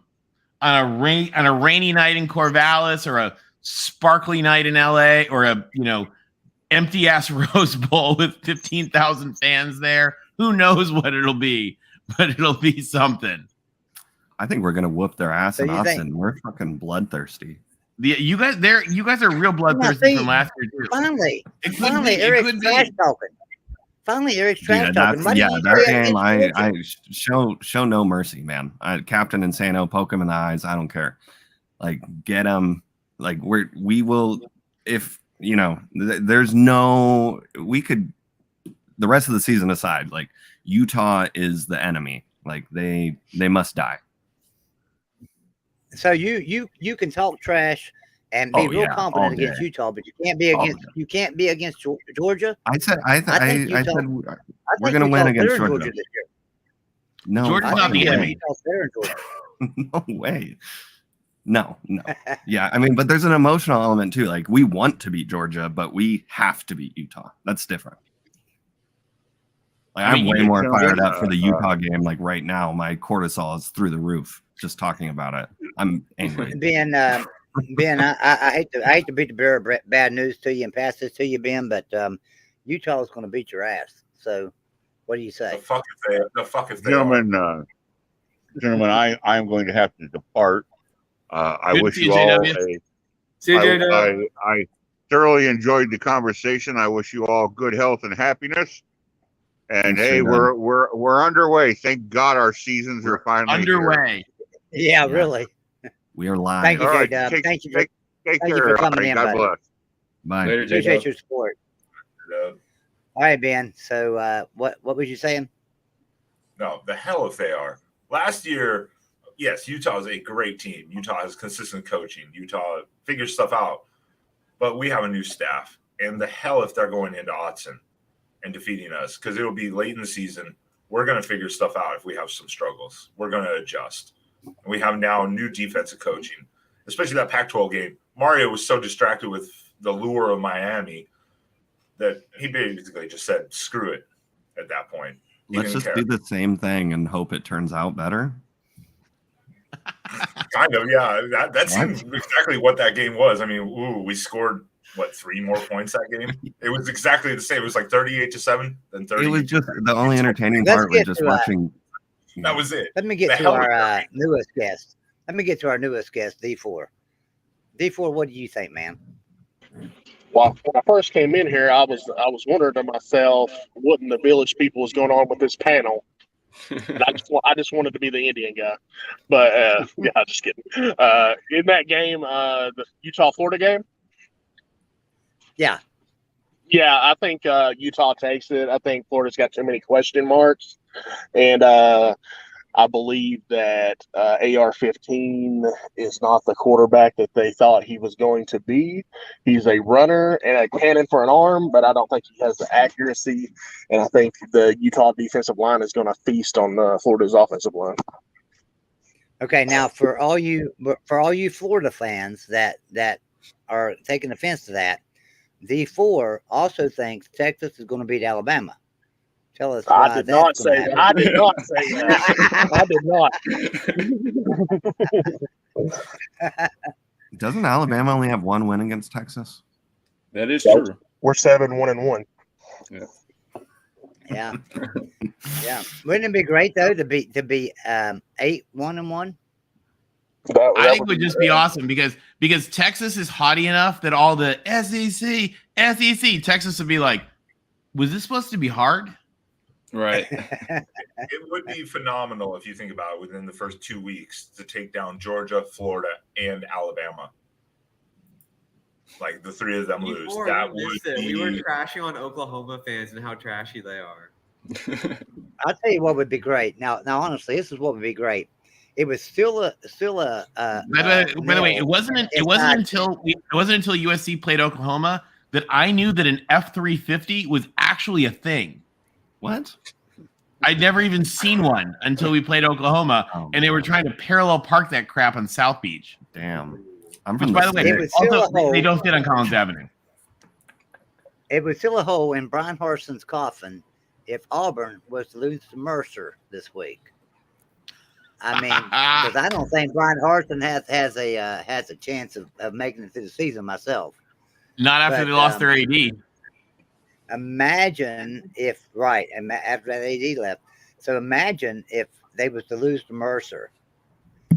I mean, it ain't gonna happen, but it would be fun to think about. No, I'll tell you what they're gonna do. They're gonna do exactly. So they're doing exactly what USC just did, which is new president comes in, looks at it and says, okay, AD, you're done. It's actually almost the exact same timeline, by the way. Actually, I think they got rid of Lynn Swan maybe a couple months earlier, but Dr. Folk came in, got rid of the AD, brought in a new AD, and said, what do we have to do to rebuild the football program? They rebuilt the football program and fired the coach. So Brian Harsin might make it through this year, but if he does, it's literally a Clay Helton dead man walking. They're building it up.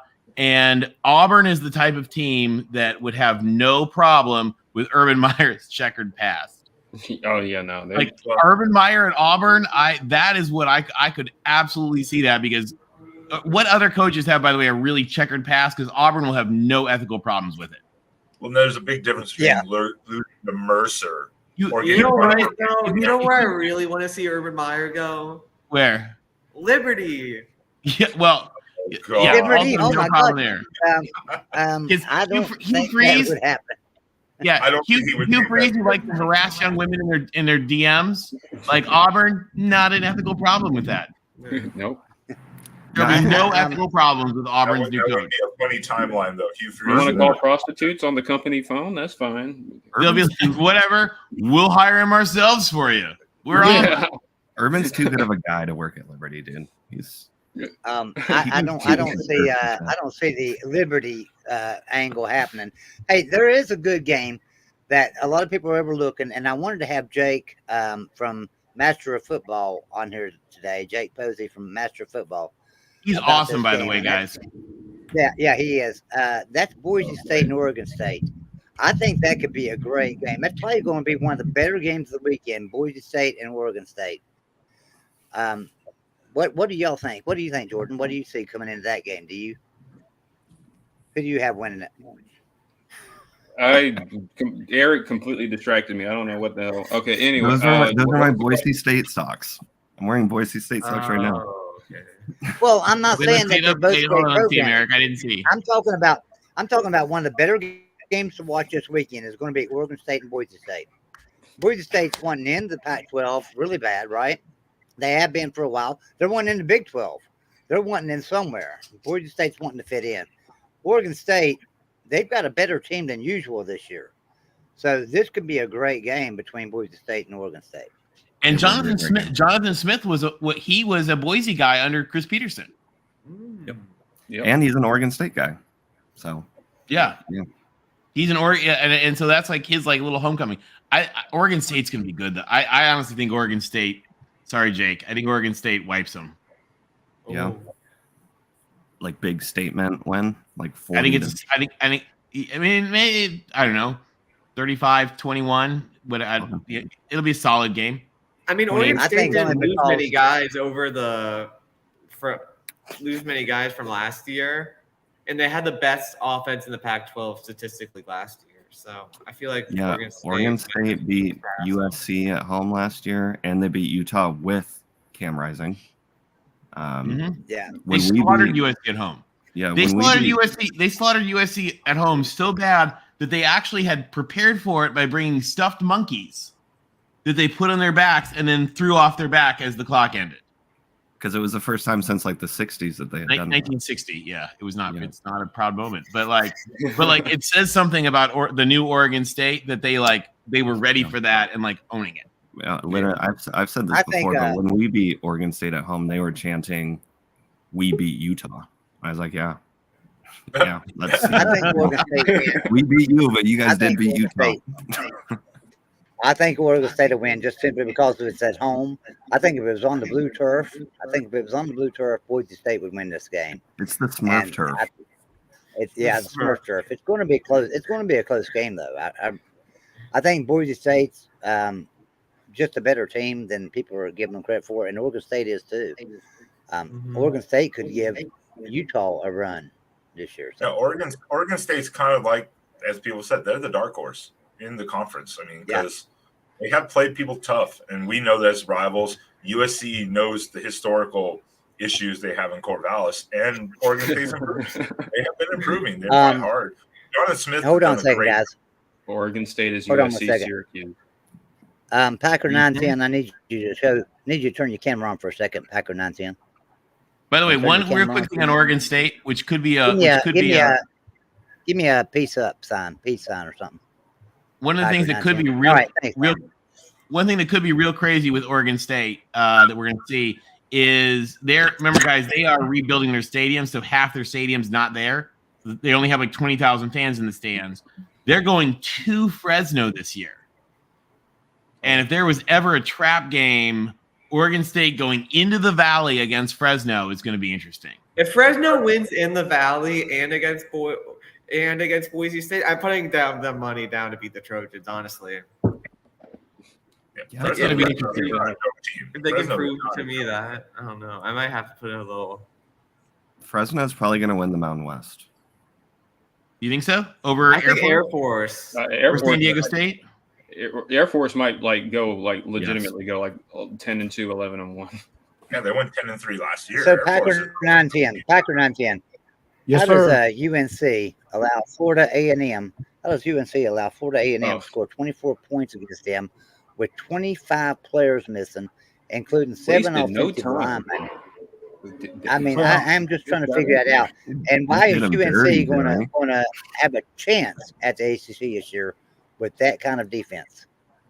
Well, I will admit I was a little disappointed with the defense when I was watching the game, and I missed the first stream, and that's what I wanted to address. Florida A&M was missing 25 players. Exactly 3 of them were off their 2-deep chart, and the only 2 that were starters was a tackle and the linebacker Land. That was the FCS Defensive Player of the Year last year. Florida A&M went 9-3 in FCS last year. They're a very good team, and they've got a lot of Division I transfers from the ACC and the SEC on that team. And the quarterback, Musa, Carolina didn't even expect him to play. They were expecting the other quarterback from last year.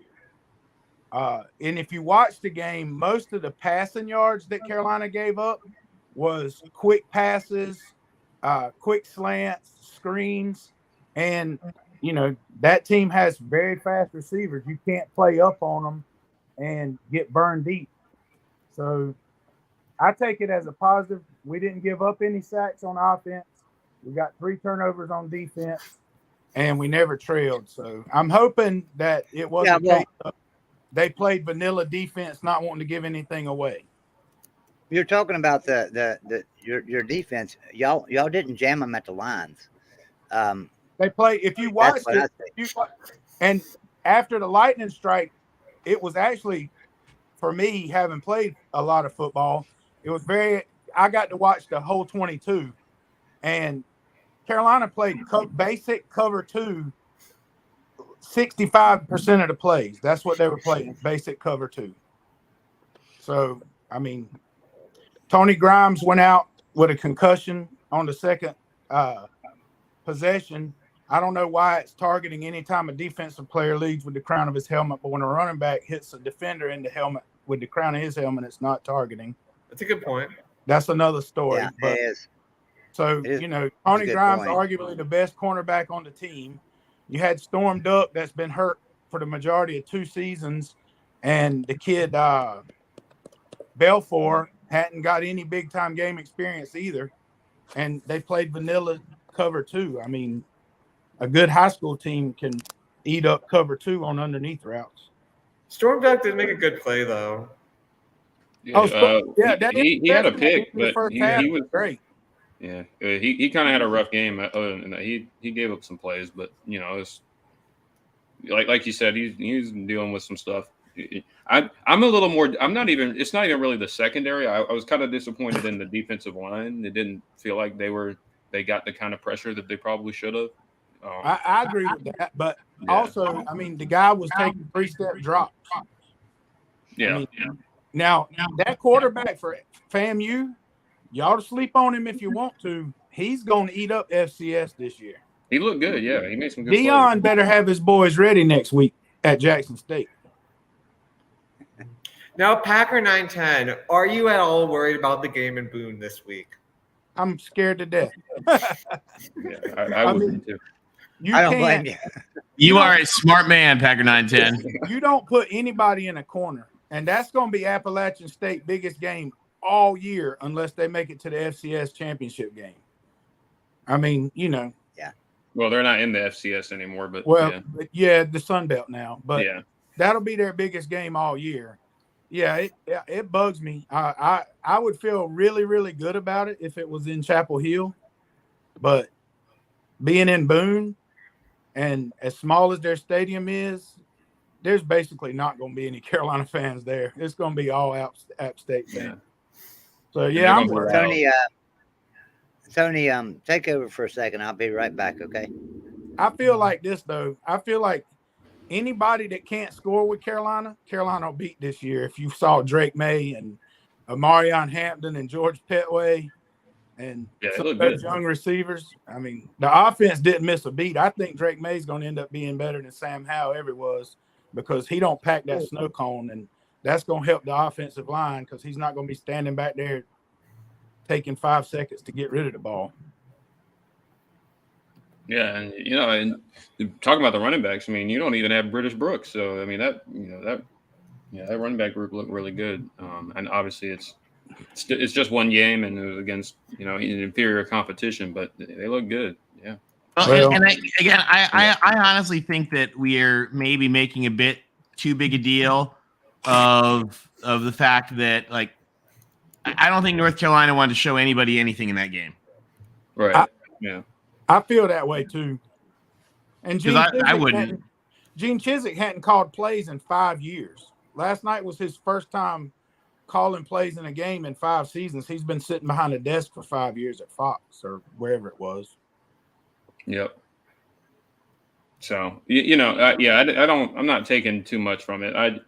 It was really just watching. They gave up play, but I was really just more watching because last year the defensive line was pretty soft last year. I mean, it wasn't and there's a lot of talent on that on that front, and so I was. Hey, Nate. I was looking Nate, to see if they got your camera on? some I'm pressure. sorry. Thank you, Nate. If I agree with one thing Mac Brown's been saying all preseason, and is if that defensive line does not play to the potential they have, it will get him fired. Mm-hmm. Yeah. So guys. Hey, Nate. So Nate, Michigan State's playing Colorado State. What's going to happen, now? man? Or Michigan's playing Colorado State. I'm sorry, Michigan's playing Colorado State. What's going to happen? I was going to say, I think Colorado State is more not improved, but more better than the other non-conference games from Michigan. I think they're better than UConn, Hawaii. I think, but UConn might not. I mean, I'm not saying UConn's going to be a challenge for Michigan, right. but they look decent. Yeah, I mean, tougher than they anticipated for sure. Yeah, but some Michigan fans say that our analysts they actually think it might be a closer game than people think, but I hope not because we should win that game easily. And plus, I think Jim Harbaugh announced the depth chart. I think so. I think he said K. McNamara is going to start week 1. Then in week 2, Jaden McCarthy is going to start. So that's what I heard. I think week 3 is where the best quarterback is going to start the whole season, I think. So hopefully Jaden can beat out McNamara. Because I'm Team JJ. No offense to Cade, but we can't have game managers all freaking long. We need not CJ Stroud, but like a CJ Stroud, but the more talented QB to make us competitive. But, yeah. Well, I think Michigan will be a good team. I don't think they'll be a playoff team this year, but I think they'll be a good team. Yeah. Packer, here's a comment for you. App State was 10-4 last year and only lost to Miami by 2. True. I mean, that's facts. App State's a good program. I mean, ask the Michigan fan. He can tell you firsthand what happens when you take App State lightly. There is a team you don't schedule one triple option teams because no team wants to practice on their O lineman getting chopped down. You don't schedule App State, and you don't schedule even Boise or even coming up Fresno. They're just not worth. They're just not worth the risk. Or North Dakota State. Ask Iowa and Kansas State about that. Yeah. I mean, I can't relate to losing to App State, to be honest. I mean, last time they came to Clemson, we beat them by 35, but now we've never lost to them. What are the chances Dabo would ever go to Boone? Dabo would go to Boone. He's gone to Texas A&M. He's gone to Auburn. He's not scared of Boone. No, we all know that the beginning of App State's status was over Michigan. The kick is blown. So Nate can attest to that. Nate, can they upset North Carolina this year? Yeah, they're an upset school team. Yeah, that means they could easily, well, not easily, but they could upset North Carolina. Yeah, I agree. Chase Bryce is going to throw for 400 in his 18th college football. I mean, Florida A&M almost did it last night. Florida A&M never really came close. The closest. Well, I know, but I'm saying like in first quarter and second quarter. That's basically it. Okay, they never got closer than 7 points. Yeah. You guys, I gotta get out of here. It don't seem like it. I know it don't seem like it, but we are coming up on a 3-hour stream. I mean, we've had a good time and stuff. Yeah, but, if you take into account the first stream too, yeah. Yeah. So I want to get everybody's final word and let's get out of here. Nate, you got a final word for us? Tell us what you think Michigan's final record will be. I'm gonna be realistic. Probably 10-2, really possible. I think ceiling's 11-1. But my last words are Ohio sucks university. All right. Words to live by. I agree. Thanks, Nate. Packer, you got a last word for us, man? I'm honest. App State worries me next weekend. I think the ceiling for Carolina is probably 10-2. I think that they'll lose to Notre Dame, and they'll either lose to Miami or NC State at the best. And I think probably they'll finish 9-3. But I think everybody knows the best improvement is from week 1 to week 2. There's no hitting in the offseason anymore. There's no full-on tackling in the offseason anymore. You always see piss-poor tackling. I will say this. Even though they gave up yards and points to Florida A&M, they looked much better on the fundamentals. They didn't give up the edge. They held them to like less than 60 yards rushing, I think. So I'm still highly optimistic that the defense will be better this year.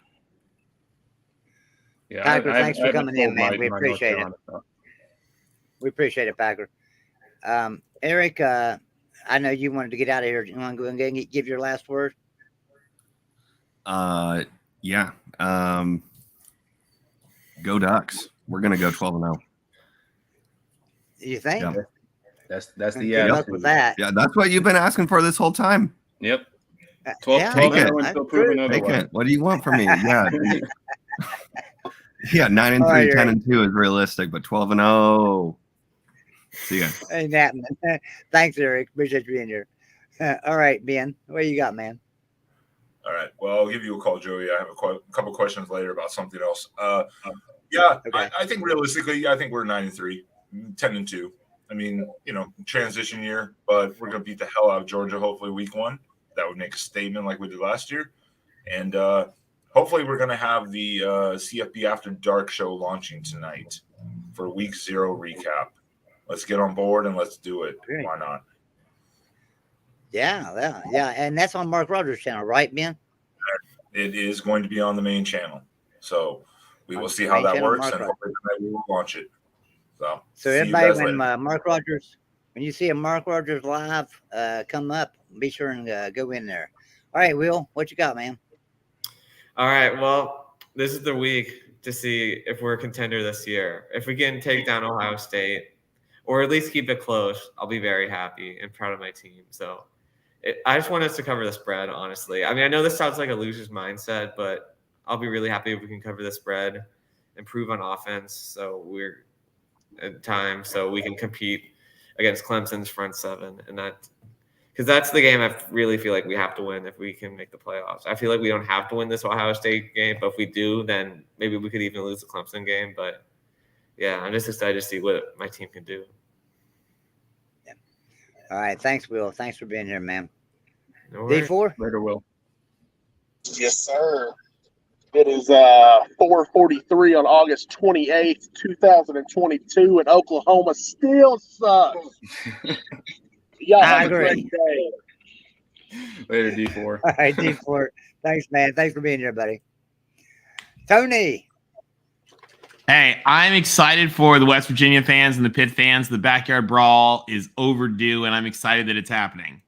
And I'm real excited for everybody starting up. I'm really excited to see what happens with Lincoln Riley. I'm really excited for Clemson to show that they are going to continue even without Brent Venables. I think it's going to be this is going to be a great season, guys. It's going to be a great season for everybody. I'm excited that it's going on. Hey, just plug 2 quick little things. Tim and I are actually going to be hosting 3 hours on Thursday during the backyard brawl of Mark Rogers live stream. So you can come and listen to us as we watch the game, which is going to be fun. And then we're going to be doing a USC post game after the USC game on Saturday. So we hope you guys will join us. We're going to talk about all of the season going on, and let's just let it happen. And I very, very rarely say this, but for this week, go Ducks. Woo! Go Ducks. Thanks, Tony. Jordan, my man. Yeah, well, kind of just I second what Tony said, first of all. And I guess to kind of do what everybody else did. My projections for Clemson, I would say that, the ceiling is 12-0. I mean, I think we can win every single game on the schedule. We're favored in every game right now. I think we're a 2.5 road favorite against Notre Dame, but that could look very different when that game rolls around. But I'm feeling 10-2, 11-1. I've been going back and forth these last couple of weeks. It's all about the offense. Does DJ turn it around? Is the offensive line better? Do our receivers stay healthy? Or do we have to put in Cade Klubnik? I mean, we'll have to see. It'll play itself out. But I still feel pretty good about the talent on this roster, and I think they can win. They'll certainly be contenders for the ACC, and I still feel pretty good about the outlook of the season, regardless of how that whole situation plays out. But I'm just excited that college football is back, man. Yeah, I think we all are. Thanks, Jordan. Thanks for being here, buddy. Thanks, Joey. All right, guys. So that leaves me, and I'm just going to say this, that I am excited Backyard Brawl is coming back. It's been a 10-year hiatus. I am almost 60 years old. I've been a part of over 40 Backyard Brawls and probably attended 25 or 30 of those. And that is a huge rivalry. For those of you that don't know about the rivalry, believe me, you're going to want to be a part of this. This is a huge game for both programs. And it usually determines what's going to happen to both programs. The winner of this game generally goes on to have a great season, 10 or 11 wins.